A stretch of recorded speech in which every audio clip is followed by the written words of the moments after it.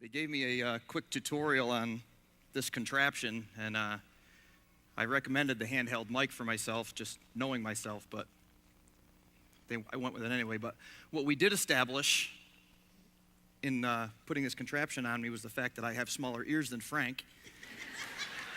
So I'm not exactly sure what that means, but I know he's not here to defend himself, so I might as well get him while I can.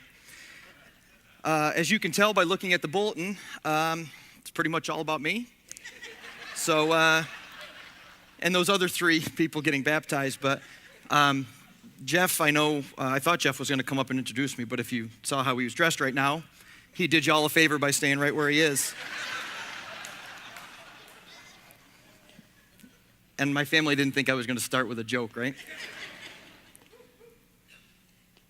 So, some of you I know by name, some of you I know by face, some of you I don't know at all.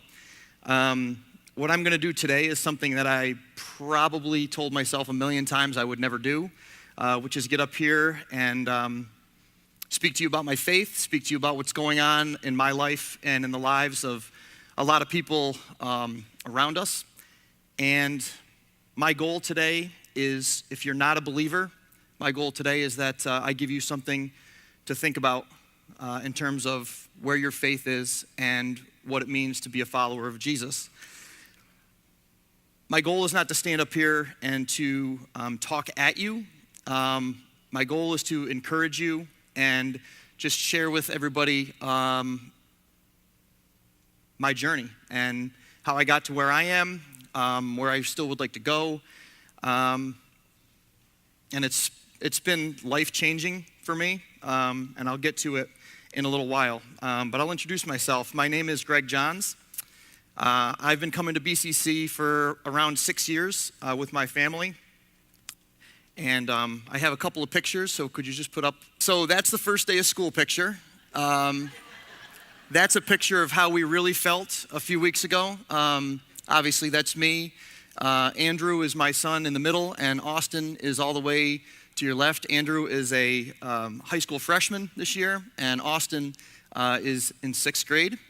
Another photo. That's how my wife made us look. You can see Austin is still very indifferent to the fact that his summer ended. Next photo. That's my wife and myself. As you can tell, like many of us men, if we're smart, we'll admit to the fact that we married way out of our league. To say that I'm blessed is an understatement. And the next photo.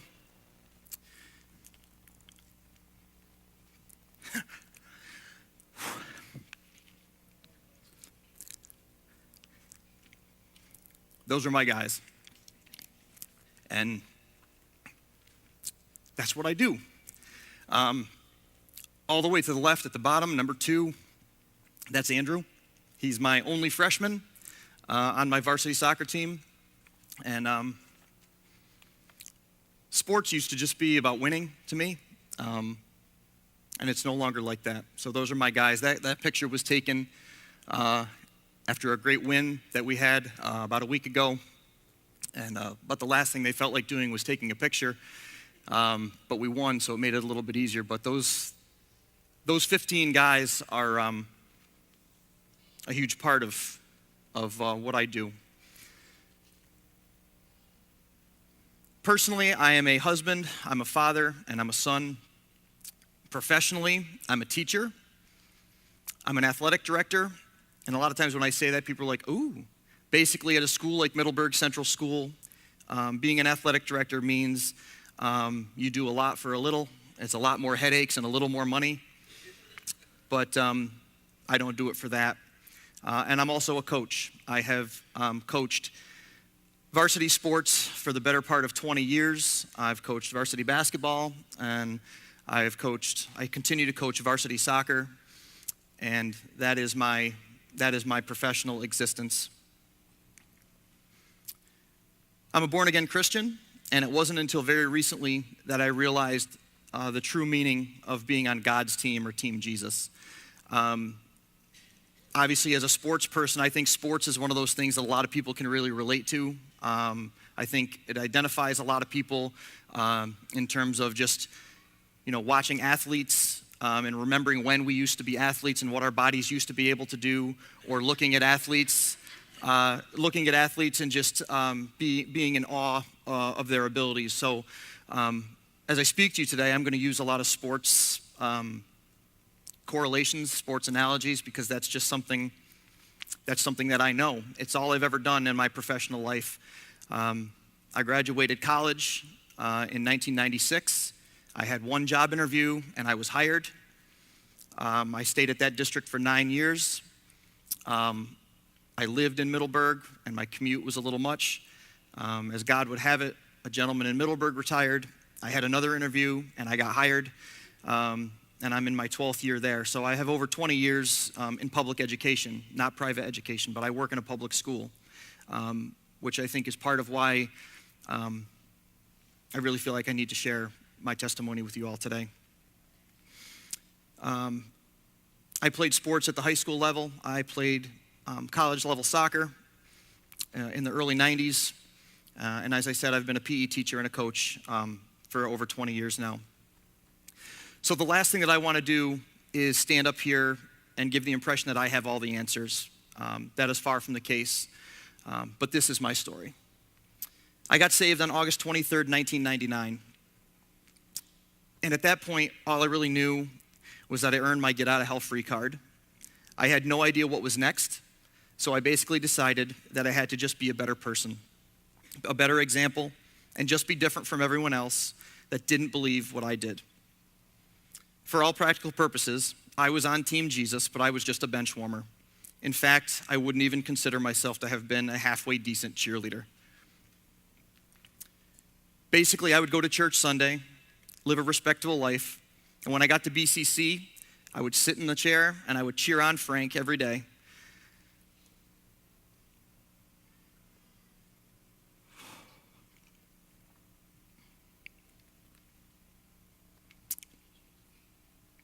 If you know sports correlations, as you sit there and you cheer somebody on, and then come Monday morning, nothing was different, right? We all get to that point. We talk on the ride home. Wow, what a great message. Boy, Frank, he nailed it. Jeff, he nailed it. Boy, those guys got game. Monday morning, nothing was different, right? That's the case for a lot of us. In sports, we have what are called role players. The guy on the basketball court that sets the screen, grabs a rebound. The guy in the soccer field that you ask to man mark a player, the person that doesn't get their name in the paper. That was me. I was just a role player.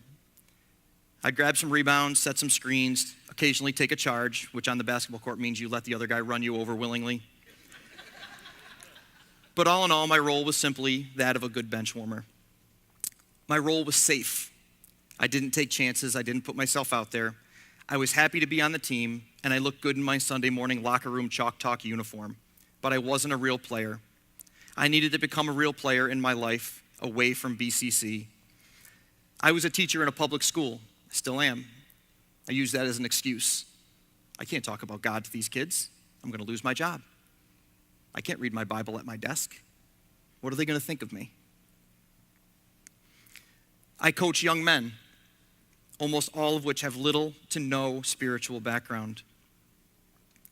If I decided to become a real player and listen to my coach, I would have to be intentional about my faith and serious about my impact on the people's lives that I could have if I was bold about my faith. I would sit here every Sunday and cheer on Frank. You go, big fella. You tell him. Those other guys, they'll go out there and do it. I look at a guy like Ethan. When Ethan gave his testimony about our second time here coming to BCC, that was a game changer for me. See, we came from a church that was very traditional. It was very traditional.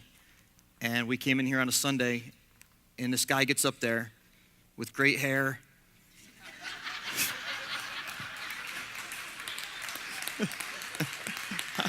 I know. Sleeve tattoos, a John Deere t-shirt, and a pair of jeans, and he just lit this place on fire. And at that point, my wife and I looked at each other and was like, there's something about that place. There's just something about that place. But I figured Frank would talk to Ethan because Ethan would go out to his workplace and he would be a bold witness.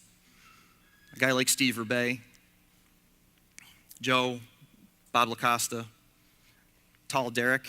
I don't know if Derek's here, but when you gave your testimony at the men's breakfast, that was a game changer for me too, Derek. Tony Towns, listening to him sing, just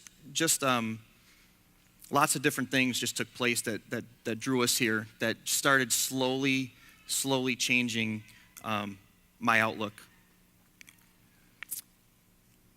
My son will chuckle, and one of my former players is also here. But anyone that knows me knows that I'm an extremely passionate coach. I'm emotional, I'm excitable, and I'm all in. My expectations as a coach for my players are high. They're expected to be on time, be respectful in the school building, get good grades, and compete but play like gentlemen. All of this passion for coaching was not transforming into my Christian walk. Eventually, my role on Team Jesus wasn't satisfying enough. You see, we're all on the same team. Frank is our coach. Any of us that were athletes, I sit here on a Sunday and I listen to Frank, and it's like that locker room speech, that makes you feel like you could run out of the locker room and forget to open the door and you'd still be okay. Maybe that's just me. I don't know. I don't recommend trying it, but Frank is our coach, and this is our practice facility. This is our locker room. This is our chalk talk. What we do on the field matters. We have to choose for it to matter to us. We have to choose to make it personal. We have to choose to be intentional. We have to choose to ask ourselves the question, what is my purpose? That's a big one. You ask a teenage kid what their purpose is in life, it's crazy some of the answers that you'll get. So what's your purpose? If you're a believer, all of our purposes are the same. It's to reach people for him. Tim Tebow, right? A lot of people, when they hear Tim Tebow, they roll their eyes because they think he's fake. They think there's no way that guy can actually, they just waited for him to screw up, right? When he was in the limelight and he was quarterbacking Florida to a national title and he won that playoff game with the Broncos, people are just waiting for him to screw up. They're waiting for something to come up in the newspaper that Tim Tebow did this or Tim Tebow did that. The guy's unflappable. The guy just lives his faith. The guy he is who he is. He is who he says he is. But if you don't know who he is, he was a Heisman Trophy winning quarterback at the University of Florida. He played professional football with the Jets, America's team, the Philadelphia Eagles, and the Denver Broncos. He's currently playing AAA baseball within the New York Mets organization. Tim Tebow is also a Christian, and he has been very outspoken about his faith for a long time and has used his platform as an elite athlete in order to enrich people's faith and to give people hope. As a coach, I am made to want to impact others. I love to win. I love it. I see that picture and I look at those kids and I look at what we did in that game to win that game. We scored with 7 minutes left in the game, and we have a slogan this year on our team, which is grind it out, which I do have to give a shout out to my wingman, Nate, because Nate and his family attend church here, and Nate's a believer. And Nate's my JV coach, and I'm the varsity coach. So we have 27 young men underneath us. And to be able to be men of God in these kids' lives and to be able to work with Nate is an honor. My wife, obviously, is also a born-again Christian, and she was our girls' varsity coach for 11 years. She stepped down this year to be able to watch Andrew play. So I say all that to say we're in the people's lives at our workplaces for a reason. And it's not to just hide, and it's not to be scared of who we're going to offend. Granted, there's a right way and a wrong way to say things and do things and to go about our business, but that's why we're there. As I said, I've coached both soccer and basketball at the varsity levels. The teams that I have coached have won over 200 games. But what does that matter if I'm not trying to impact others for Jesus, like what Tim Tebow just said? I mean, yeah, it matters because we like to win. But in the big scheme of things, as I look at my players, Frank says, we're in the people business. Most of these kids don't have a solid foundation, don't have a solid family. I got 15 guys on my varsity team. 4 kids have mom and dad at home living under the same roof. 4 out of 15, and one of them is my own kid. So don't think for 2 seconds that some people in your lives don't need you, don't need that positive impact that you can bring because you believe. I wanted to get off the bench and get in the game. My family watched the movie Woodlawn. If you have never seen that movie, please make it a point to take it in. Basically, one person shared Jesus in a high school, and it changed everything. I say to my team, sometimes at a very loud volume while they're playing, if they look like they're in a funk and it looks like they're lethargic just for a second, I yell to them, it takes one guy. It takes one guy to get the team going. It takes one guy to do something about what's happening. And that's what Woodlawn was about. So we watched the movie, and my wife and I just looked at each other and said, what if? What if? It happened there, and it's a true story. You know, it was a feel-good story, but it's true. And the guy from Rudy is the star. So, I mean, heck, if he could play for Notre Dame, he could lead people to Jesus, right? If you never saw Rudy, then that just went right over your head. You need to see Rudy too, but you need to see Woodlawn first. So we decided to start praying for God to move in and around us. And I'll tell you, when you do that, that's a daunting task because you got to be careful what you wish for sometimes. I sat here a month or so ago, and sometimes when people say, you know, I felt led to do something, I'm kind of like, yeah, but did you? I don't really know what that feels like. But I really felt led to get up here and to share with you guys. So Jeff, being the great encourager that he is, I met with Pastor Frank and Jeff to have lunch and discuss kind of, you know, he basically gave me my, you know, you're only allowed to talk for this long or we're giving you the hook speech. So Jeff said, well, you know, just be ready, you know, because in the next month, you're probably going to be under attack. And I'm like, well, that's great, Jeff. It's awesome. You know, so, but anyway, I'm here. So we decided to start praying for God to move in and around us, especially within our school. Shortly thereafter, this goes back last fall, almost exactly a year ago, one of my wife's soccer players' dads was on the way to an away game on his motorcycle, and he was in a bad accident. The car literally ended up on top of him. My wife's player wasn't aware during the game what had happened, but after the game, she found out. I had a home game that night, so I didn't know what was going on until after my game was over and my wife had texted me.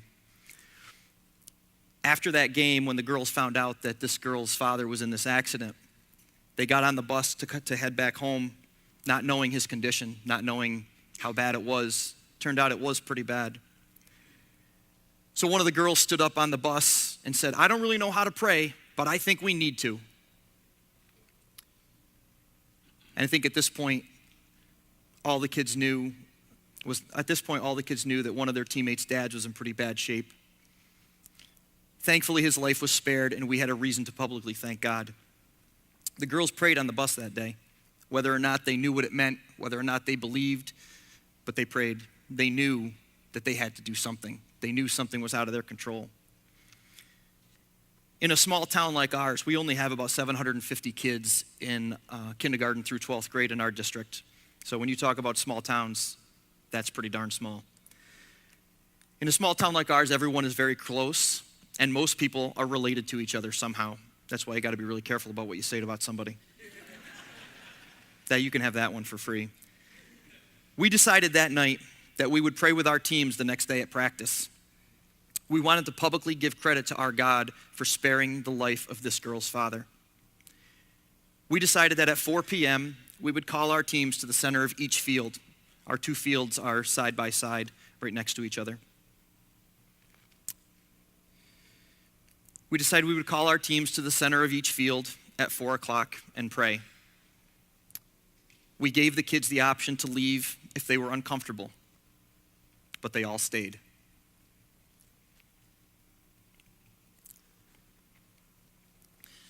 It was one of the coolest sights I've ever seen in my life.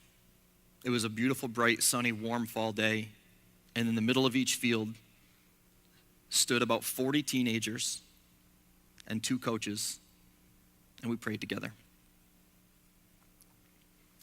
As I said, no kids left when they were given the option. I was going to bring my stopwatch up here because Jeff gave me the, you better be quick type thing.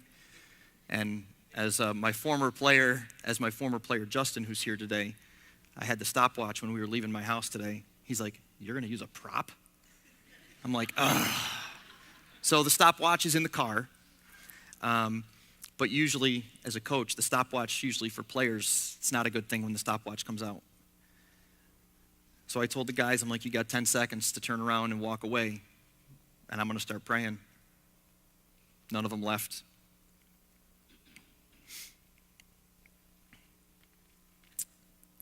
I was assuming that the next day I would get to school and I would check my mailbox and there would be a big fat pink slip in it. My superintendent's son was on my team. He graduated last year. He's been to church here, and so is she. No pink slip, but even if there was something in my heart that said it was okay. We see what we want to see.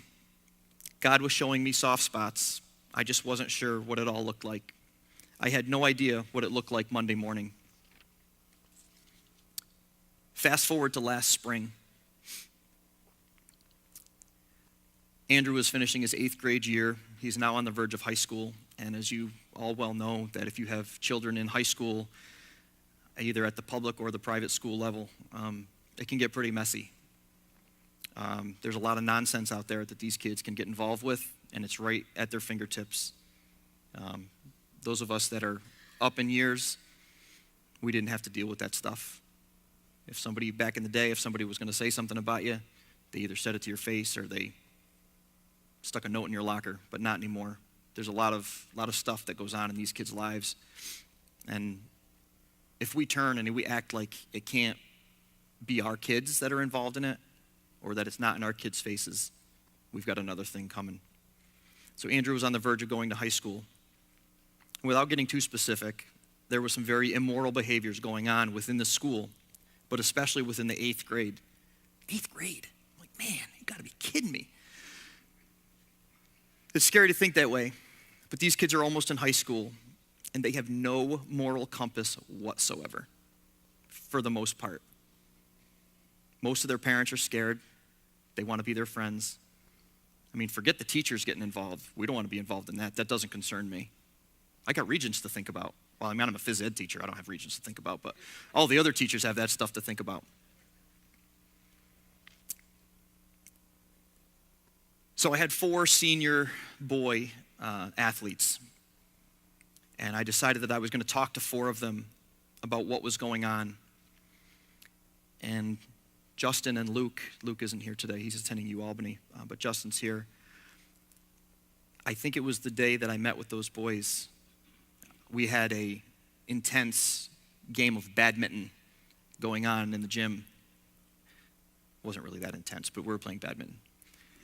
That's one of the games that I actually still play with the kids because I'm not afraid to get hurt. So Justin and Luke started talking to me right in the middle of the gym about what's going on and about God and where's God at during all this. And I'm like, man, you talk about you be careful what you wish for when you pray for something. So I decided to talk to 4 of my senior athletes. And we talked, and by the end of the conversation, we decided that we needed to start a guys group. So I just asked one thing of those 4 seniors. I said, each one of you bring 1 underclassman to our first meeting. And I promised them food. So that gets them there. So you can have that one for free too. So the 4 seniors would bring 4 underclassmen, and we had 8 at our first meeting. I wanted to get into these kids' lives and ask tough questions and see what they had for answers. The truth is, we talked about a lot of things. But by the end of it, we had as many as 14 teenage boys attending weekly meetings. Two of those boys became believers. I had the pleasure of leading Justin to the Lord and Luke through Mandy and the awesome testimony that she is. Luke was saved as well. We talked about relationships. That's a big one. Strongholds, family. But it all eventually came back to faith and what do you believe? Faith always seemed to come up, and that was my opportunity. People are searching for something real. You know, people get to the point where I don't believe in anything, or my life's a mess. How can there be a God? Look what I'm going through. And I get that. I get how people could think that. But that's where we have to come in. We all have a story, right? We all have a story about, you know, where we were. Not all of us were saved when we were 6 years old. I was 25. I was a college athlete. I lived the life in college that was a typical college life. But it wasn't until I decided to be intentional about what I was doing that things really started to change. So at the end of it, I still have my job. I still have a great relationship with my players. We have Bible studies with adults. We found another teacher in the district that's also a believer. And it's all about stepping out in faith. After one of my meetings, it was really it was a pretty intense meeting. I even had Ethan come up one night and meet some of the guys and share his testimony with them. And that's about as real as it gets right there. Because all of us have been there at different levels, but that was a game changer. So I got to school the next day, and as an AD, I get a lot of phone calls, a lot of complaints. Nobody really calls and leaves me voicemails telling me how great of a job I do. But some people always have something to complain about. So I got a phone call from one of the guys from our group. Got a phone call from his mom. Left me a voicemail. She said, "I just need to talk to you about your meetings you're having with your boys." I'm like, "Oh, baby, here we go." So I called her back, and she called to thank me. She wanted to thank me for trying to instill in her son what she's been trying to instill in him, because his father is an atheist, claims to be an atheist, and they're no longer together. And I was like, whew, that was close. But you know, that's the bottom line, is trying to reach people. You know, my life is kids. It's what I do. But it's about people. Proverbs 28:1 speaks about boldness. The wicked flee when no one else is pursuing them, but the righteous are as bold as a lion. 2 Corinthians 3:11 and 12. So if the old way, which has been replaced, was glorious, how much more glorious is the new, which remains forever? Since the new way gives us such confidence, we can be very bold. Because of Christ and our faith in him, we can now come boldly and confidently into God's presence. I say all this to say it won't take much, only everything you've got. That's another thing I say to my players. If we don't invest anything, we can't expect anything in return. We can't expect to attend one practice a week and get a lot in return. Sunday morning is our practice, and Frank is our coach. We need to get off the bench and decide to be real players for Team Jesus. After all he sacrificed for us, it's the least we can do. If you have not put your faith and trust in Jesus Christ, what are you waiting for? What do you have to lose? You can make that decision today, right here, right now, right where you're sitting, or after the service, after the baptisms when we're done. If your heart is stirring, it's not an accident.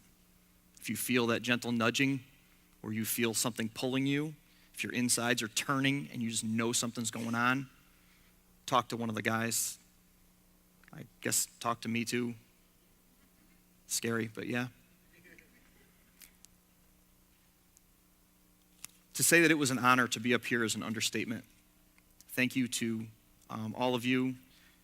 This church is awesome. If this is your first time here, don't make it your last.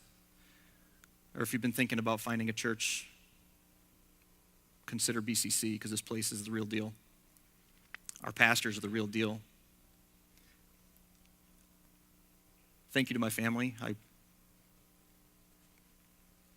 wouldn't be able to do it.